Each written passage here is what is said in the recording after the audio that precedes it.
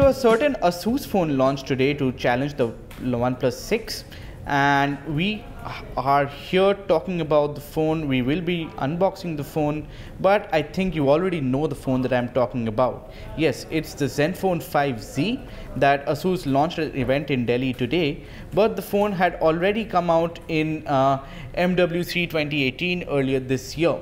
But back when it launched at MWC, Asus was really bullish at comparing the Zenfone 5Z with the iPhone X, and that's because it has a notch inside.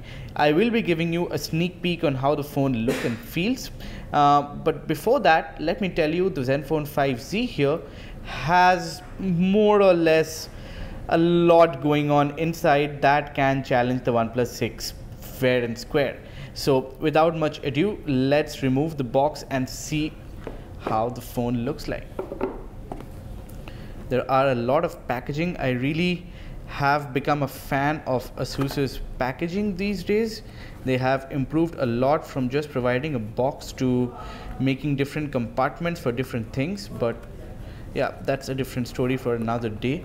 Today we are unboxing the Zenfone 5Z, and here it is. This is the Zenfone 5Z. You can see it by the concentric design circles at the back that this is indeed an Asus phone.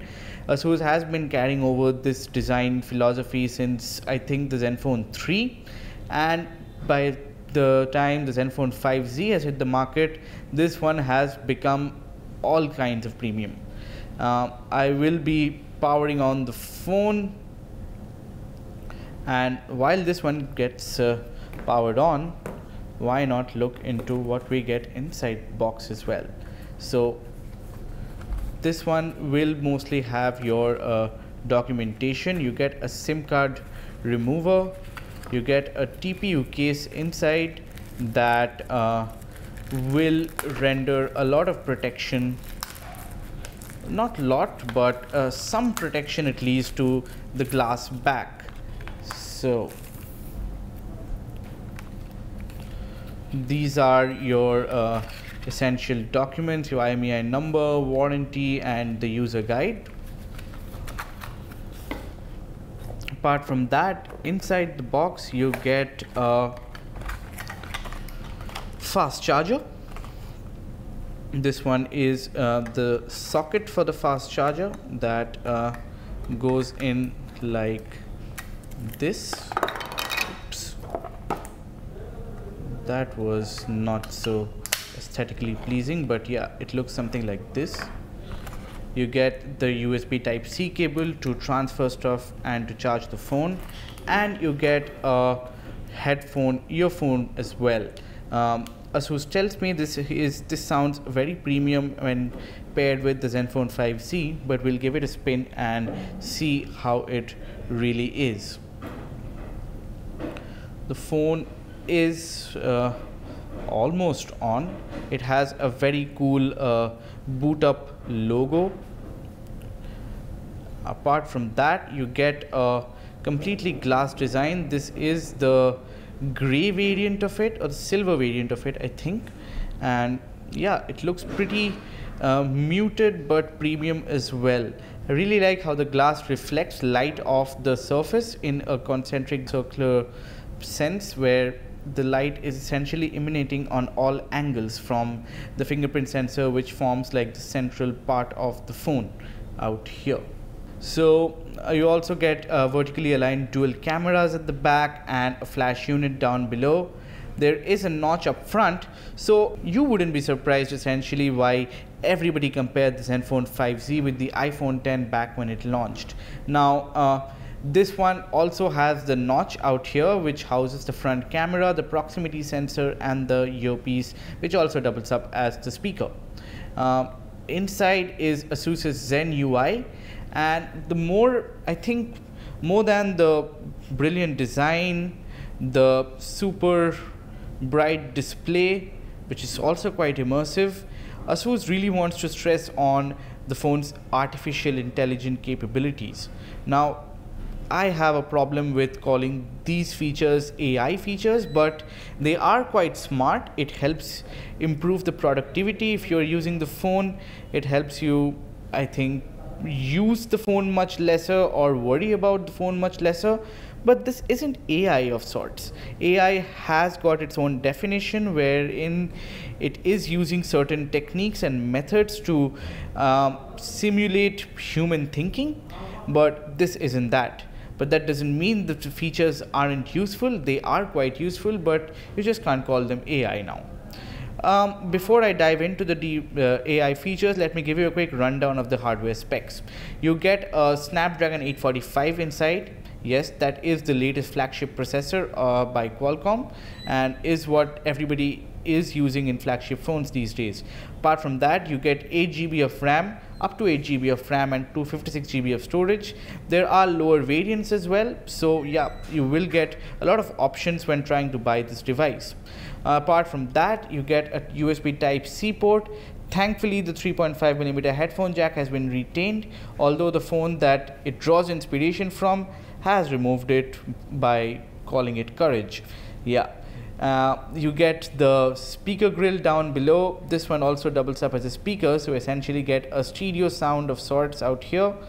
Apart from that, this one also has a 6-inch display which takes up most of the body, but there are significant bezels down below, so I wouldn't particularly call this a bezel-less phone, but it's immersive nonetheless. This one is an LCD panel, but from what I can see out here, it is quite bright.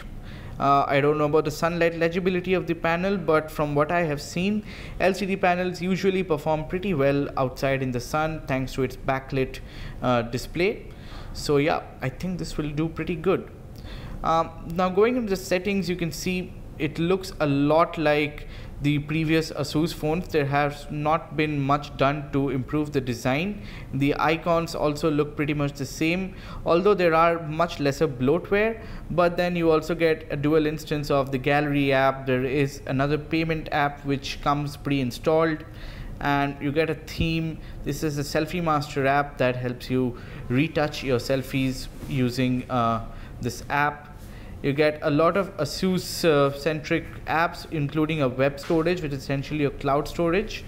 You get a lot of data storage available to back up your content, photos, videos, and documents up in the cloud. These are the Google apps here as well. And these are more or less what you get inside the phone. Now this strip that you can see down below out here is an intelligent feature which learns from your habits and show you the most frequently used apps, especially at the time you may want to use it. Right now, since I haven't used the phone as much, it shows me the regular apps including YouTube, Instagram, Facebook, which are more or less the apps that I kind of use. So I wouldn't say Asus is wrong out here, but then it might just be the default setting. We'll only wait to find out how well this one learns from over time, but then let's see what else is there. So these are the sort of AI features that you have. You have OptiFlex, which Asus says can learn from your habit based on your app usage. It knows the kind of apps you like to launch and it tries to fasten them up. That means that Asus keeps these apps booted in the memory most of the time so that you don't have to wait a longer time to launch these apps. Right now, OptiFlex have Facebook, Chrome, and YouTube and Google in their speed up section, while I can add the rest of the apps inside as well. There are suggest apps, which is what I showed you before, where it forms a strip down below in the app manager app drawer and shows you your personalized app suggestions. Apart from that, there is AI charging, which essentially stops the charging right at 80% when you're sleeping, so as to not damage the battery. Asus says fast charging a phone to its full capacity reduces the battery life cycle, so this is one way to give you a longer battery life for a longer time. There is smart screen on, which means if you keep looking at it, the screen will be on, but once you look away, the screen will simply turn off, and that's going to save you battery, help you with your privacy and whatnot. And then there's AI ringtone, which will adjust the ringtone of an incoming call based on your noise level. So if you are in a crowded place like in a pub or in a restaurant, the phone is bound to ring very loudly. But if you are inside a meeting or with a baby in the room where it's extremely quiet, the phone will know, and it will know not to ring very loudly. Now, once again, these are the features that have been there for a long time. We have seen these features again in older Samsung phones, in older HTC phones, and they don't use AI of sorts. This is based on a sensor which can judge the external noise level. It uses the microphones on the phone to judge the external noise level and adjust the ringtone volume. The smart screen on uses the proximity sensor to guess whether you are looking at the phone or not. It also uses the front camera essentially, which I think might be a privacy nightmare, but then Asus says it doesn't collect data. So yeah, I will sort of put my trust on Asus. It won't do it. AI charging, again, this is essentially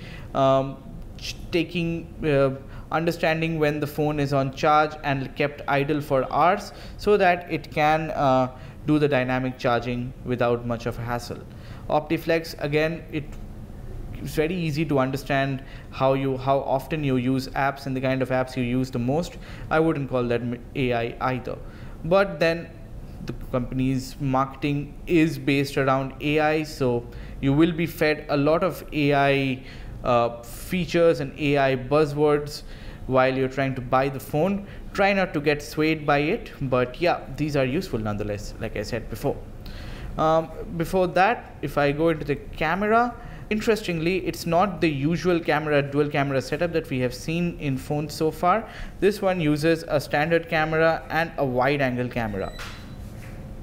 Yeah, the wide angle camera gives you a wider field of view, while the standard camera only restricts it to a smaller field of view. The primary camera, which is the normal camera, is of 12 megapixel, while the ultra wide camera is of 8 megapixels. So that makes it a 12 plus 8 megapixel camera, and not the one I said before.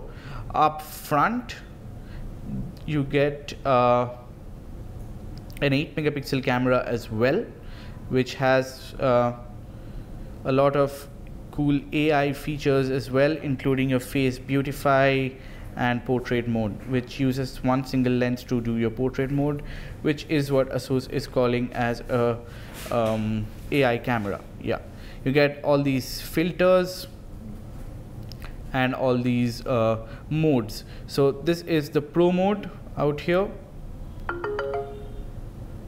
where you can control your shutter speed, not your aperture, the ISO, the white balance, the focus, and everything else. Yeah, so the camera is supposedly going to be pretty good, but we will reserve our verdict till we actually test it out. But yeah, this has been more or less everything about the Zenfone 5Z that I could tell you. Yeah, it does come with a 3300 mAh battery. I tend to forget that, and Asus says it's going to last you more than a day, but we'll put that claim to test once we start reviewing the phone. So yeah, this is more or less everything that we have about the Zenfone 5Z. The 5Z is going to take up the OnePlus 6 in competition, and by the looks of it and the kind of features it packs, the kind of hardware it offers, and the kind of design it offers, I wouldn't be surprised if OnePlus feels a little scared of the impending competition from Asus, because I think this phone will be available more widely than the OnePlus 6, which tends to go out of stock quite often because of heavy demand. It's also going to be available offline, and it will be available on Flipkart, while the OnePlus 6 is available on Amazon. So yeah, you have your choices sorted. Happy marketing. So this is the Zenfone 5Z. If you like this video, please let us know in the comments, and for more videos like this, do subscribe to digit.in. Thank you.